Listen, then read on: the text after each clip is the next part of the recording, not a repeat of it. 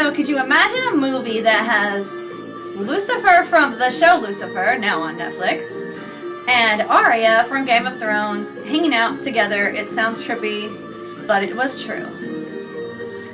And it only happens in the secret of Crickley Hall. It's like a mini-series, and it's on Hulu now. It's British, obviously, because of the actors. Everybody in there is British. Yes, it was good. And it's kind of like, it's like a Gothic mystery. Yeah. Gothic horror, yeah, it had a very nice touch. I think the moment I started watching it, I kept wanting more, so it escalated properly with the right amount of tension and kept going.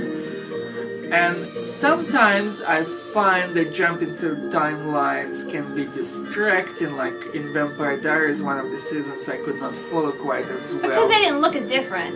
Yeah. And this time, you get timeline from the past and the present, but they're different people, and the past one was like 1943, and the present one's around now, give or take, I mean maybe 2010, or I don't know, but it was like current enough. So you can tell very easily which timeline you're in. Whereas Vampire Diaries, they weren't going to the very past, they were going like 5 years ago and now, and they all kind of look similar, right? Yeah. And you're like, I don't know where I am and what's happening, and it would go back and forth, and it wasn't cool. So yeah, this at least, it was more cohesive to where you were. Yes, they drew distinctly different characters in appearance and style, which the style of the 40s, of course, would be from our times. So that helped a lot. And the villains were drawn also clearly. There were no changing lines. The villain was consistent throughout. Very crappy. Yeah. Easy to dislike them.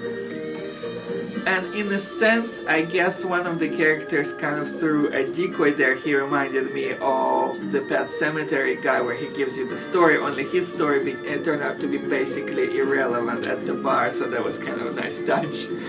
If you try to understand how his story is related, I don't think there is a theme that connects him to the overall plot, so that was also interesting, like a touch of horror without actually repeating. I was imagining a British Pet Sematary. Yeah, that was the bartender. Yeah, I know, but yeah. I just know I'm redoing Pet Sematary in my head all over. That would be cool with British accents. I like Everything is made with British accents. Yes, it is. And Russian accents. Yours is adorable. So yeah, it's basically, without going into the plot and ruining it too much, this family moves into this place and they lost their son, and the place was a school for children, but it was like, the guy who ran it was really sadistic and crappy, and the children are all ghosts in the present time. So it reminded me, interestingly enough, of Nazareth Hill, except that was a psych ward of ghosts, the book that I reviewed recently as my scariest book I've read.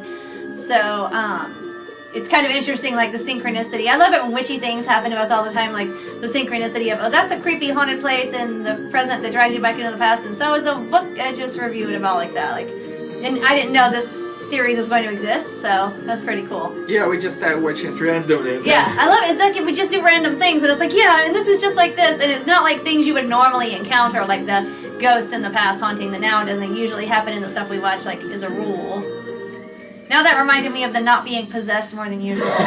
We did this paranormal thing, you guys, I don't know if those of you who have seen it, but Gomez had the best quote of the year. This is a real, like, life thing. We'll link the video for you guys and put a card up for you if you want to watch it, but something that happened in Indiana to this family, also in the 40s, so go watch it. It was, right? Yeah, it was. So anyway, this guy got possessed or whatever, and we were talking about possession, and Gomez is like, you know, he didn't even get possessed more than usual. And I'm like, what the hell kind of statement is that? Like, possessed? I've never been possessed. That kind of reminds me of another synchronicity, because you just mentioned it. Repossessed, yeah, The Exorcist, y'all. There's this movie called Repossessed. Maybe we'll try to review it if we get to watch it in time. It's a comedy of The Exorcist, but it's got Linda Blair as an adult. So, usually, you know, when we do like a review, like if I'm reviewing a product, we don't like digress and talk shit, right? Not that much. True. We just get into it, but we're just like all chatty today. It's the wormwood. And it's like all these things are linking to other things, and you're like... But that was a funny movie. It had a good song, too. It's like all poppy and like kind of reminded me of Madonna. Oh, cool. Don't wanna be repossessed. It's like boom, boom, boom. I could imagine that, and I didn't even watch it. I can't find the song on YouTube. I wanted it to come up. I'm sure it's somewhere. There was another stupid song that came up that wasn't that one. Do you know who did the song? With the one that came up that I don't like? I know the one. I cannot remember. Okay. I don't know. Maybe it was Linda Blair, but it probably wasn't. Maybe I'll try to put that in and see what happens. Okay. I don't know. I don't like saying dumb stuff on YouTube and being wrong. No, but you always know. Morticia always knows lyrics, all the performers. I know, but I forgot that. Maybe Linda Blair? Because it's in her perspective, but I don't know. Like it's talking about the song through her eyes, so I don't know. Alright, you guys, but that was funny. Repossessed was good. We were talking about possession, synchronicity. But I don't know what the hell being possessed more than usual means, because I have never been possessed. Have you ever been possessed? I was not aware. No, I faked it. He faked it, okay. It's the drink speaking. I blame it down on the drink. Oh my god. So, yeah. But this movie has like the ghosts of the children and the ghost of the evil guy like affecting these other people in their current lives. And Lucifer is the dad and Arya is the daughter. But in the movie they are not called Lucifer and Arya. His name is Gabe. And I cannot remember her name. And she's always Arya to me. Yeah. She's always Arya to me.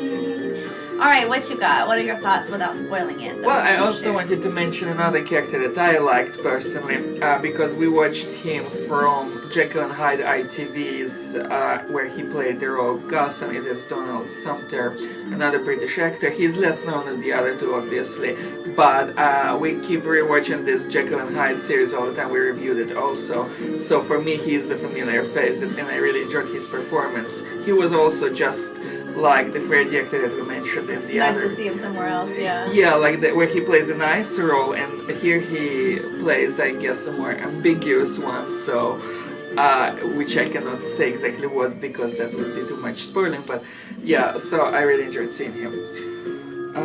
And I guess the villain was kind of believable, because whether you know their back history or not, sometimes you meet those people that are just appear to be mean for no reason. They probably have a reason, or they believe they do. Maybe they have good intentions, but it doesn't matter. You see that they are acting mean, and the villain of this series is that kind of a person. He seems to believe in his good intentions somehow, but then, as somebody said, the worst of villains always do, so it's like, again, very realistic, and for that I like that special touch. And also his name also kind of rings like a villain, like it should be like a normal name, I'm sure, but I guess I don't hear that style of name a lot, so it's old-fashioned Augustus Cribbin. So it just seems like it's suitable for a villain too somehow. As a person who likes names, I kind of like the name of this villain. I like it. I agree. Good. And the dynamic between the secondary villains was also very interesting for me, where it shows how evil is persistent, where not only if you have the motivation to control everything are you bad, but also if you just follow what somebody else tells you and you fall under their sway, you can be just as evil in your own right.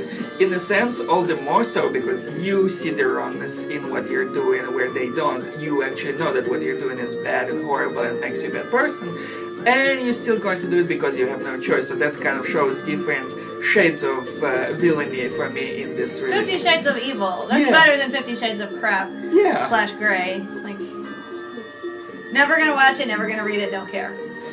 The parody of it was really funny, though. There was somebody who did a parody of it in Disney style that was hilarious. Oh my god, I have to watch that. I watched the guy doing the pitch on it. Yes, Yeah. Screen Rant is brilliant. And the conclusion was also surprising in a sense. When the lines of the battle are already clearly defined, you know who the enemy is, and you know roughly the way to go about defeating them, it's strange how it all worked out.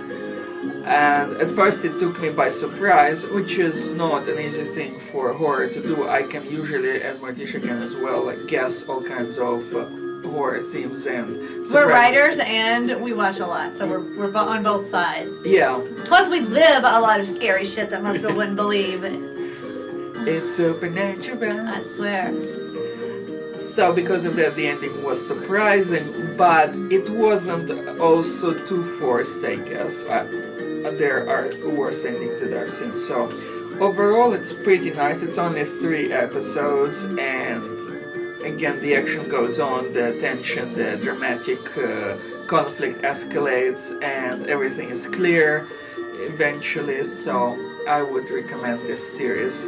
And it's kind of nice to be surprised because, again, when you think you've seen it all, even if you had an idea that would have been cool, like, it's just nice to not be right.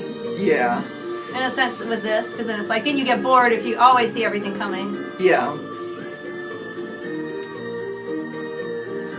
And the acting was really good. Sometimes, again, you get to see those movies or series where, like, you did what you said, what you just said in such a flat tone, how are you an actor type of thing, like in some of the modern stuff. And this one, you can tell that they have a different class of acting, definitely, where they are present throughout their roles and they don't just wing it, they're actually well prepared and trained, and I always have to respect that. Or then there's the flat tones, like, yeah. You know, I'm thinking Star Wars, what's her name, Queen? Yeah, I was thinking how the final line of the girl Catherine in Nightmare was like, Freddy's dead, like, oh, that was horrible. Well, there's a flat tone, but then there's the overdone tone that doesn't sound real either. Yeah. And hers might have been kind of like that. Yeah. So you have flat that doesn't seem real, and then you have overdone, which is how Ophelia thinks when I'm trying to sound nice. Like, if I'm trying to pretend like somebody who would be nice, I can't do it. I'm not a bad person, I'm just not, like, fluffy, you know? So after I try to pretend to be nice, she goes, you sound scary. So whenever people overdo it, it doesn't sound natural either. It's like you're trying to act too hard, like... Yeah.